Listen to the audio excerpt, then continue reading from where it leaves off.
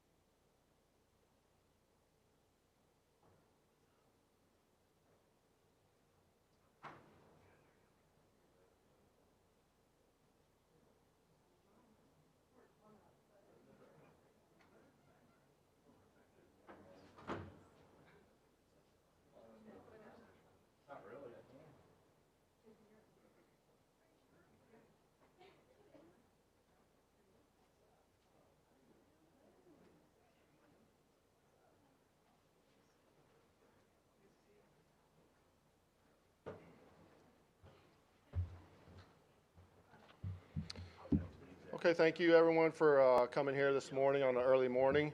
We'll go ahead and bring up our head men's golf coach, Jay Sewell, at this time. Coach Sewell. Thank you. What a great day for the University of Alabama, and especially our golf program. Excited. Thank you for being here. First, our athletic director, Greg Byrne, who has been tremendous in this all week. Really appreciate him and his leadership in all we do. The Dunlap family, Jim and Charlene, I'll call you that right now, not Jim, Mr. and Miss Dunlap, and his friends, and Hunter, a former player, and then our players, of course, who are here. And most of them are not here, not because of any other reason. They have class, and we still go to class here, by the way, if you want to know that. And so they are streaming it on their phones in the class, so they might as well should have been here. But that being said, we're glad you're here. It's an exciting day. It's a proud day for me as a coach and of our program. My assistant coach also, Forrest Schultz, who's here also, and you know, Sunday was a surreal day. It was an incredible day, and that's why we're here. You know, it's historic, and I was honored that I got to be there. What an incredible day. And as I told our team on our team meeting on Tuesday when Nick came back, and there's two things that day that made me very, you know, to watch him do what he did. As a coach, you get to see the insides of a young man, in all of these young men as they try to chase their dreams. You know the doubts, you know the things they work on, and all of those things, mental and physical, he had to go through all day on Sunday, and it was a joy to watch him go through them. And then to handle them in such a way, and then to win, of course, was amazing. And as I told him this, I didn't know I was going to be on TV. That was just pure joy celebration for him. I tried to get off on my own and do that, and I told him that this morning. I knew what that victory meant before it even happened. I know what this day probably will hold. We'll find out from Nick in a minute. But that's how excited I was for him, because I've known him since he was 10 years old when he came to golf camp. And I've known his dreams, and I'm honored that he gave us the opportunity to coach him in all, and to see him realize his dreams on that last hole is why we coach. Then the second thing I learned is, I don't know, we tried as hard as we could in a quick moment to get our team there. We could not. And so the van video, if any of you've seen it, to me also is why I'm a proud coach. You know, college athletics, there's still a purity, especially in college golf, you know, in a brotherhood. And I know that we had his teammates love him. That was pure, just joy and friendship and just adoration for their teammate. And, you know, there's no jealousy that I wish I would have, why won't he, or whatever. And so as a coach, our program is in a great place. And so Sunday had a lot of things happen, mostly Nick winning, and that's why we're here today. I'm excited to give him this stage, and tell you what he would like to do for the rest of his life. And I'll move out of the way, and I want to introduce Nick. Come on up, Nick Dunlap.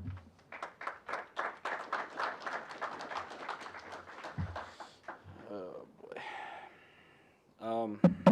First off, thank you all for being here. I know it's, you know, a little short notice, and it's been a hectic past couple of days, but thank you for being here. First off, I just want to say that, you know, choosing the University of Alabama is by far the greatest decision I've ever made. I've grown as a person, as a player.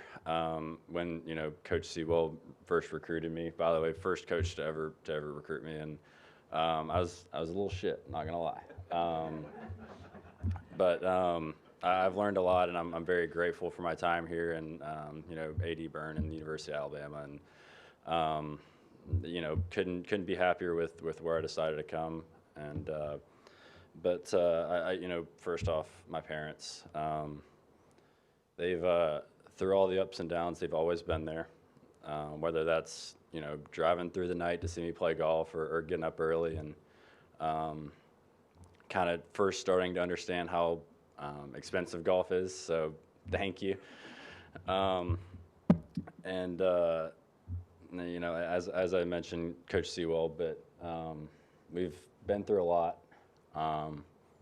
and I didn't want to play for anybody else, and I'm glad I made the decision to play for him, and hopefully I've represented Alabama golf well. But and to my teammates and the people that are watching, love you guys, and you know, being your teammate has been a blast for me. To all my friends and family and Izzy, the support I got, you know, from the people that flew out and from the people that were here watching, thank you. Gosh dang. Didn't think I was gonna cry. And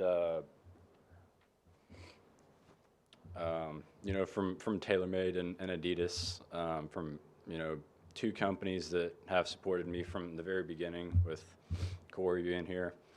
Our relationships go way past just what you see on the outside. There's some cool stuff that goes behind the scenes, and they've been there for a lot of my cool moments and a lot of bad ones too. And Corey, I appreciate you being here. And you know, look forward to working with you guys in the future. To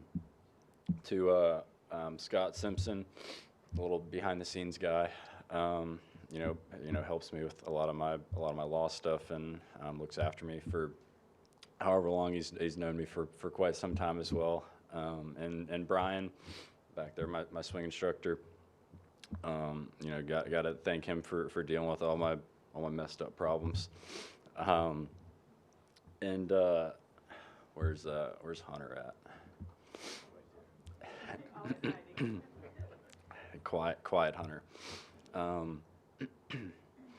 Can truly say that you were probably the only guy in the bag last week that I could have done that with.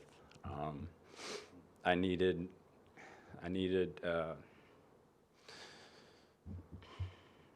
his demeanor, and what he gave me out there was really special, and I'm happy to share that with you. To another guy behind the scenes, but Brett. I'm good. Yeah, I'm good. To Brett McCabe.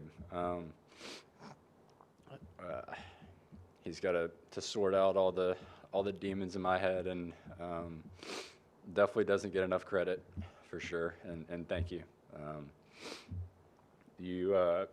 You know everything you've done for me, and I really appreciate that. And to Coach Sewell, made one promise to me coming here, and that's to, for those that didn't know, I had a wrist injury. This lasted for a little while, and he promised me that that would get fixed. And for you know, Clark to be here and to help me through those injuries. And actually, I have two funny stories, but one Hunter actually got the bad end of, but busted my eardrum about 3 days before SEC's last year, and Clark's the one that had to deal with that. And while the team flew on a private jet to Sea Island, Hunter had to drive me 8 hours, so couldn't fly in an airplane, but later found out that I was able to. And a little behind the scenes, a couple people do know, but I was actually at this past USAM, I was at Dave & Buster's, and there's a little clown game where clowns pop up and you throw a ball at it. And I was at Corey was there, and a couple other people, but I got done and literally couldn't pick up my shoulder, couldn't raise my arm, and called Clark, and immediately I was like, man, what'd you do now? And he did whatever he did, all his crap that I had with me, and I was after the quarterfinals and came out in the semis and couldn't feel a thing. So thank you. Not a lot of people know that, but I seriously don't know if I'd have been able to continue to play through that. And to GSC and Kev for dealing with everything that a lot of people don't see, and putting up with people that I don't have to put up with. He does a lot of work for me, and I can't thank him enough. He's supported me from the very beginning, before I think agents were allowed to follow. Kev was watching me, and I just want to thank him, and again, looking forward to going on this journey with Kev. But hopefully, I apologize if I'm missing anybody. But I truly do have the best team, and I'm very grateful to say that, and I mean that wholeheartedly. But At this time, I do want to announce that I am turning professional. I'm accepting my PGA Tour membership, and I'm going to debut at the Pebble Beach AT&T Pro-Am. Thank you. Thank you, Nick. At this time, we'll go ahead and take questions for Nick only. Just raise your hand if you have a question. Bring the mic over. Let's start in the back of the room on the right. We got a mic coming your way, Ryan.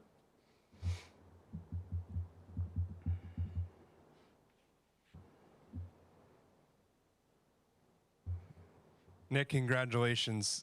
For someone I'm sure that's been playing golf and dream of this your whole life, did you think it would be at this age, at this time? Is that the dream? I mean, I know you've been in big tournaments to get to this point, but to be this age and to be able to do this in front of college teammates is pretty cool.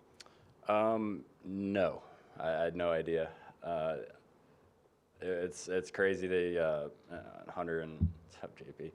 Hunter and Kev mentioned it. It's a week today that the first round started, and a week ago, if you'd have told me that I had the opportunity to live out my dream as a 20-year-old, it's pretty surreal, but it's also scary. There's a lot of changes, and Coach Sewell has been gracious enough. I'm going to continue to live here and hang out with the guys, and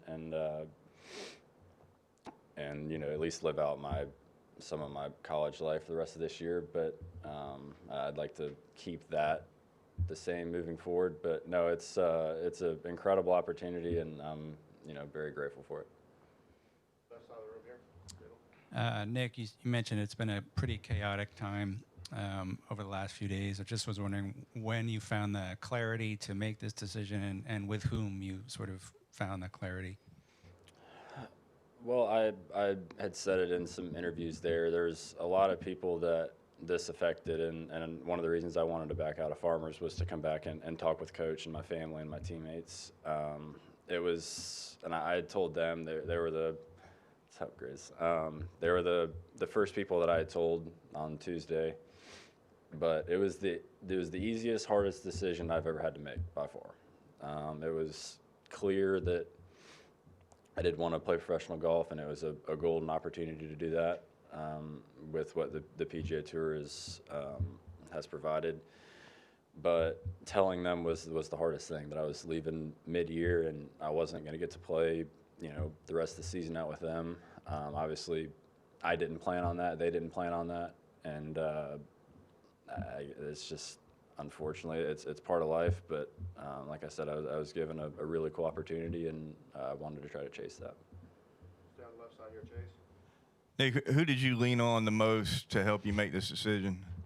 My family and Coach Sewell, Brett. Everybody. Everybody had a say, and I was, very fortunate that everybody kind of had the same opinion about it, and my teammates were awesome about it. They're very supportive, and I think that kind of goes back to the family that Alabama has, and like I said, they were very supportive and wanted me to chase my dream.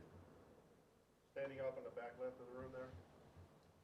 Nick, congratulations. When you're mentioning the likes of Phil Mickelson, Tiger Woods, in terms of what they've accomplished early in their careers, how much does that motivate you yourself to want to go be great?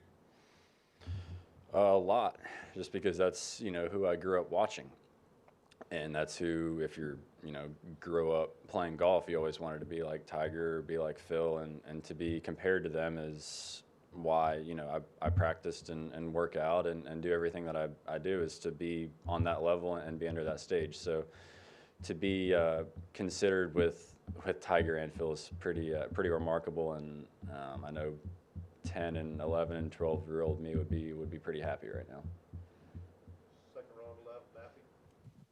Nick, you're from Birmingham. You lived in Huntsville. You're going to school in Tuscaloosa. What's it sort of been like being able to represent the state of Alabama here on the biggest stage? It's really cool. Like I said, I grew up in Birmingham and grew up dreaming about coming to school here and playing golf for Coach Sewell. He's got an incredible reputation for churning out tour players, and played with two just in the tournament last week with Wilson Fur and Justin. So to be able to do that and to represent Alabama and the University of Alabama a little bit moving forward is something that I always hold very close to me, and that's why there's going to be a script A on my bag forever. Front row, Kirk.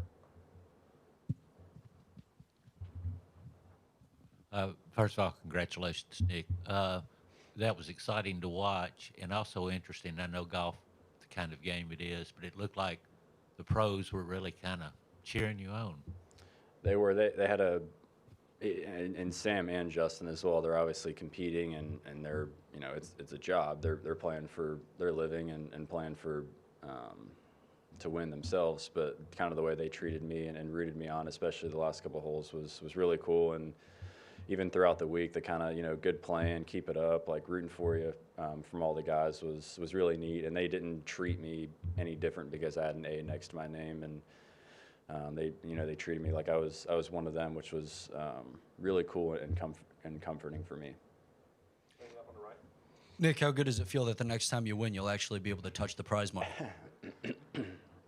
Pretty cool, But I mean, even just the opportunity to play there and against those guys was worth the price of admission for me. And if you'd have said, I said it out there, would you take the prize money or win on the PGA Tour? I'd say win on the PGA Tour every time. Okay, we got time for one or two more questions for Nick. If there are any left. Go these two right here. Go to the third row. And then Matthew will finish with you. So looking ahead now, this opens things up quite a bit for you, and you've got some pretty big courses ahead of you on your schedule, Pebble Beach and TPC Sawgrass, for example. What are you most looking forward to, sort of looking ahead the next couple of months, and what courses maybe do you have some familiarity with?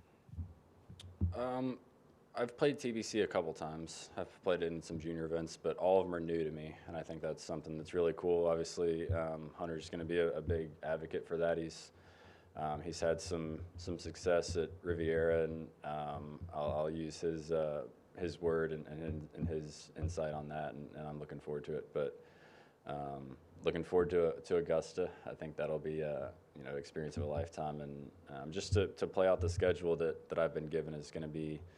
It's going to be really neat, but also the opportunity to kind of pick and choose your schedule as a 20-year-old on the PGA Tour is unbelievable.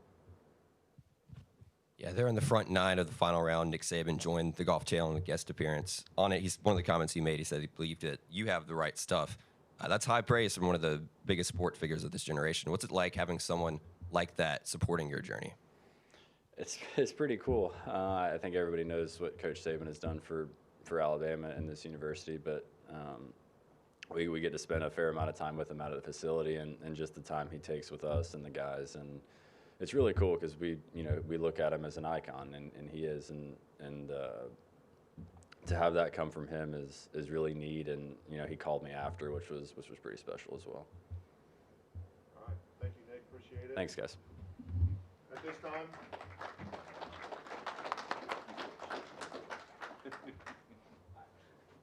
Okay, at this time, we're going to have Nick step out and gather himself. We'll have Coach and a couple of the guys staggered around the room in these high black chairs, and we'll break up to some individual interviews. So, appreciate it.